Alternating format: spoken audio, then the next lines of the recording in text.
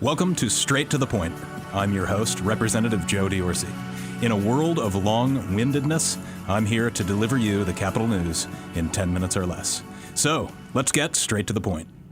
Hello, listeners. This is Representative Joe Diorsi, and this is the Straight to the Point podcast. And I am joined from across the country by a very special guest today. It is State Senator Patricia Rucker from the great state of West Virginia. Thanks for joining us, Senator. I'm very honored to be on here, and thank you so much for the invitation. And Senator, you are, at least in my eyes, one of the educational heroes when we talk about forerunners of what we call school choice. So the honor is all mine, and I am happy to have you for 10 minutes here today. So let me start with this just comment and allow you to expound upon it. So. You've obviously been involved in the school choice movement for long before I was even a representative. Of course, I'm very green. I'm about a year in, and I'm certainly passionate about school choice, but you were here and working on this and rolling up your sleeves and doing a great job here in West Virginia long before me. In my opinion, this is a human rights issue, Senator, and it has been kind of coined the year of school choice, but it hasn't just been the past calendar year that this has happened.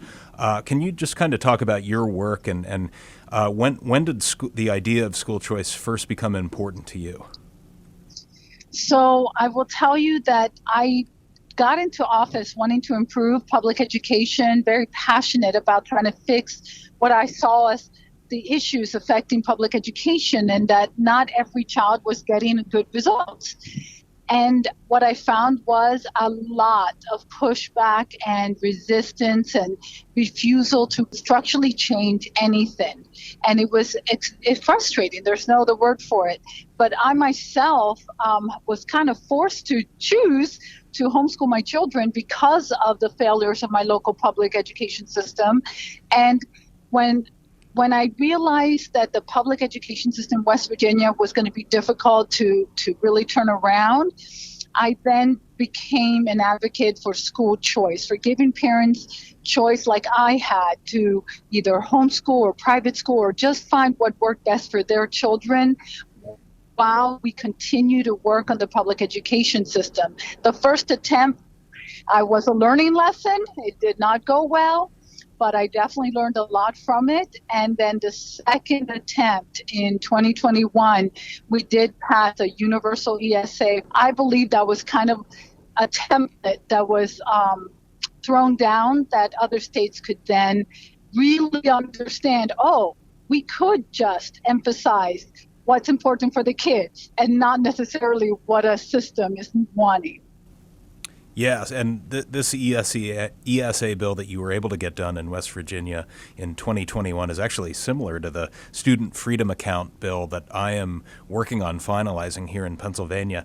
And we've certainly looked in depth at what you did in West Virginia, so I want to thank you for that. It has been a template for other states.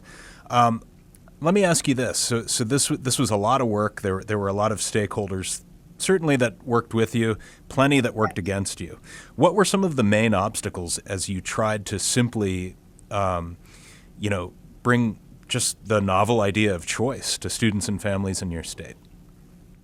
Well, believe it or not, the main obstacles, as always, is lies and deception.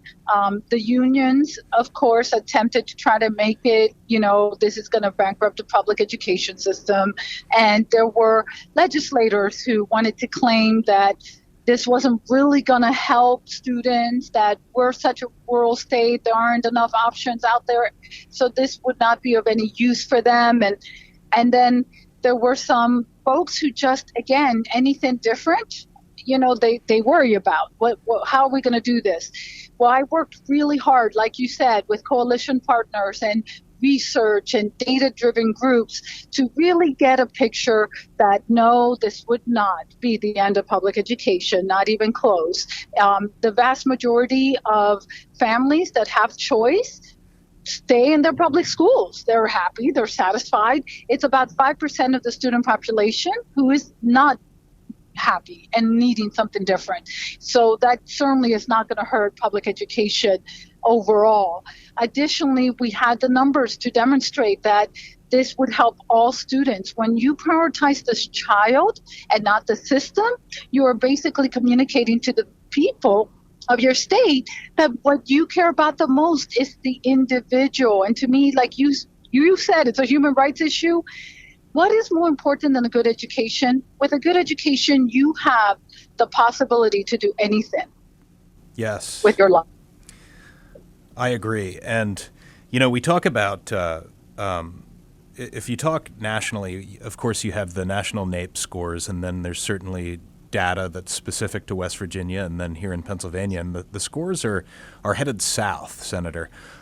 So I don't know what more of an environment would be necessary for people who are maybe more averse to change in the education space to try something new, because after all, one of the myths that we're trying to dispel, I mean, you've already done it in West Virginia, maybe you're still working on it, I'm working on it anew here, is that this is the school choice movement is anti-public school. Another myth that we try to dispel is that we're depriving school districts of their money, which couldn't be further from the truth. Are those lies and slogans and mottos that we're hearing here in Pennsylvania, did that happen in West Virginia? Do those sound familiar to you? They sure do. Very familiar. And it's amazing to me that they just keep repeating it over and over again, even though now there's like 8 or 9 states that have passed ESAs like West Virginia's. And in none of those states has a single public school been hurt or closed down. Yes. So obviously it's a little bit new still. You got things passed there in 2021 in West Virginia. But are there any early indicators as to the success of this program? So I will tell you, we had a bumpy beginning because our bill was challenged and we had to fight it in the courts. And so it really delayed implementation. But now it's definitely smoothed out. And the success, it depends on how you measure it, right? So it's only been a year at the most that some of the students have had it. I can tell you that there are families that are very happy who have written to me and thanked me for the difference that it's making in their child's life. And I also have teachers who are taking advantage of this program to decide to start their own schools. And I love to hear about the innovation that's occurring in West Virginia, which is a little small rural state.